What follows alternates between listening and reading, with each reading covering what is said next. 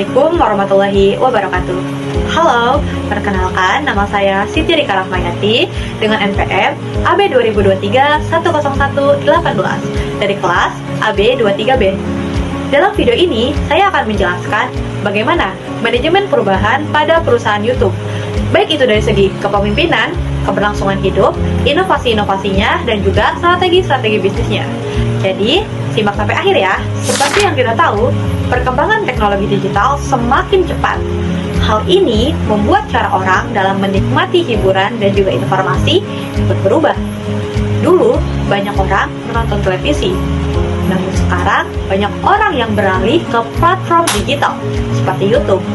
Nah, karena itu, YouTube harus terus beradaptasi agar tetap relevan dan tidak tertinggal. Nah, sebagai salah satu platform video terbesar di dunia, YouTube tidak hanya fokus pada pertumbuhan, tapi juga bagaimana bisa bertahan dalam jangka waktu yang panjang. Nah, disinilah pentingnya manajemen perubahan, yaitu bagaimana perusahaan menyesuaikan diri dengan perkembangan teknologi, kebutuhan pengguna, dan juga persaingan pasar. Yang pertama dari manajemen perubahan yaitu kepemimpinan. Nah, kepemimpinan YouTube bersifat adaptif terhadap kondisi pasar. Hal ini bisa kita lihat dari dua pimpinan YouTube. Yang pertama yaitu Susan Wojcicki, yang dimana ia fokus pada stabilitas bisnis dan juga pendapatan. Ia memperketat monetasi untuk menjaga kepercayaan pengiklan. Yang kedua yaitu Neil Mohan, yang dimana ia fokus pada kecepatan adaptasi dan juga inovasi. Ia juga respon cepat terhadap tren. Hal ini bisa kita lihat dari adanya tren video pendek atau video short di YouTube.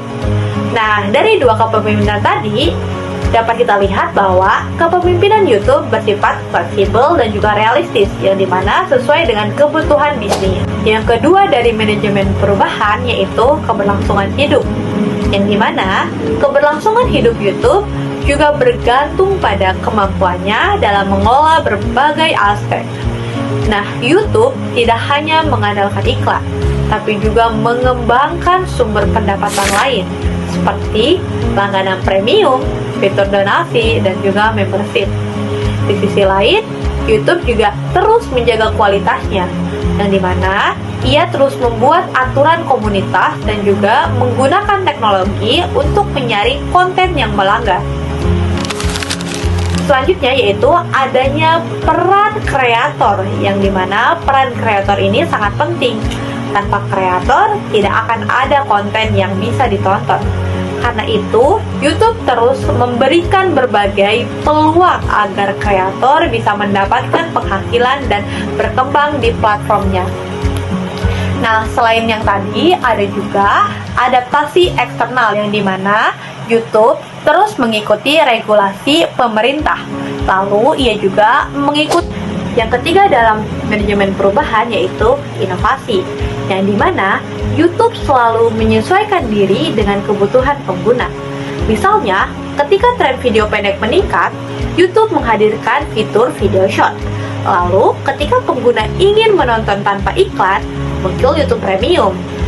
Bahkan sekarang, untuk interaksi langsung tersedia fitur live streaming.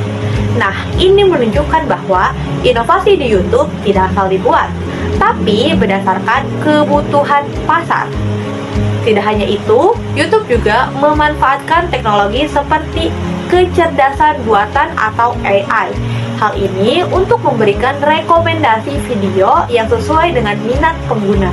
Selain inovasi berbasis kebutuhan pasar, ada juga inovasi monetasi, yang dimana inovasi monetasi ini seperti yang pertama yaitu diversifikasi pendapatan berupa iklan, langganan, dan juga donasi. Yang kedua yaitu peluang penghasilan kreator. Yang terakhir yaitu integrasi e-commerce. Sekarang tuh ada e-commerce itu biasanya tuh lewat link. Nanti biasanya nge-link ke e-commerce seperti itu. Tujuan inovasi ini jelas. Yang pertama yaitu untuk menarik pengguna baru. Selain menarik pengguna baru, juga untuk mempertahankan pengguna lama. Selain itu, tujuan yang ketiga yaitu meningkatkan waktu tontonan para pengguna. Yang keempat yaitu untuk personalisasi pengalaman para pengguna. Dan tujuan yang terakhir yaitu menambah sumber pendapatan untuk YouTube. Yang terakhir dari manajemen perubahan yaitu strategi bisnis. Nah, strategi bisnis dari perusahaan YouTube meliputi 4 hal. Yang pertama yaitu attention economy, berupa meningkatkan waktu tonton para pengguna dan juga engagement. Nah, alat yang digunakan YouTube yaitu berupa algoritma, autoplay, dan juga tampilan yang menarik. Lalu yang kedua yaitu ekosistem 3 pihak yang meliputi kreator sebagai pembuat video atau konten, lalu penonton sebagai yang menonton atau yang mengkonsumsi konten dari para kreator, dan yang terakhir yaitu pengiklan. Nah, pengiklan ini sebagai sumber pendapatan. Nah, 3 pihak tadi saling bergantung satu sama lain sehingga terjadi ekosistem 3 pihak. Yang ketiga yaitu adanya strategi monetasi. Nah, strategi monetasi itu meliputi iklan, pelanggan, donasi, dan juga e-commerce. Yang terakhir yaitu adanya strategi persaingan, yang dimana YouTube terus mengikuti tren sehingga sekarang adanya short video dan lain-lain.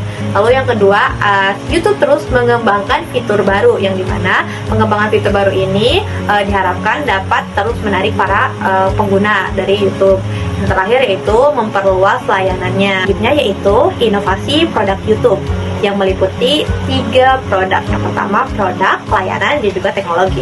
Produk yang pertama berupa YouTube Short, yang kedua yaitu YouTube Live, yang ketiga yaitu YouTube Musik. Lalu untuk layanan tersendiri ada YouTube Premium, Membership, lalu ada Super Chat dan Super Thanks. Lalu untuk teknologi ada AI untuk rekomendasi, Machine Learning untuk preferensi pengguna, dan juga ada sistem deteksi otomatis langganan. Kesimpulan dari penjelasan-penjelasan tadi yaitu YouTube mengelola perubahan secara berkelanjutan. YouTube fokus pada adaptasi, inovasi, dan juga keseimbangan ekosistem. Selain itu, strategi utama YouTube yaitu dengan mengelola perhatian pengguna yang menjadi nilai ekonomi, sehingga YouTube dapat terus bersaing dan juga bertahan dalam jangka waktu yang panjang. Itu tadi penjelasan terkait manajemen perubahan pada perusahaan YouTube. Saya Siti Rika Rahmayati mengucapkan terima kasih. Wassalamualaikum warahmatullahi wabarakatuh.